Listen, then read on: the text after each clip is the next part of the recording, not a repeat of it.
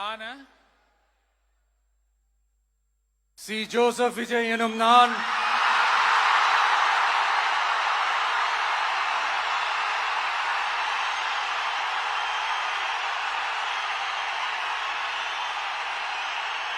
சட்டப்படி அமைக்கப்பெற்ற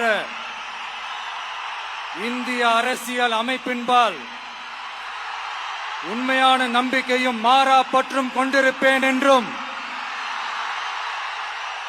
இந்திய நாட்டின் ஒப்பில்லாத முழு முதல் ஆட்சியையும் ஒருமையையும் நிலை நிறுத்துவேன் என்றும் தமிழ்நாட்டு அரசின் முதலமைச்சராக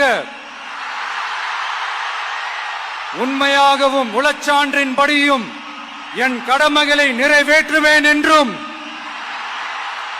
அரசியல் அமைப்பிற்கும் சட்டத்திற்கும் இணங்க அச்சமும் ஒருதலை சார்பும் இன்றி விருப்பு வெறுப்பை விலக்கி பலதரப்பட்ட மக்கள் அனைவருக்கும் நேர்மையானதை செய்வேன் என்றும் ஆண்டவன் மீது ஆணையிட்டு உறுதிமொழிகிறேன்.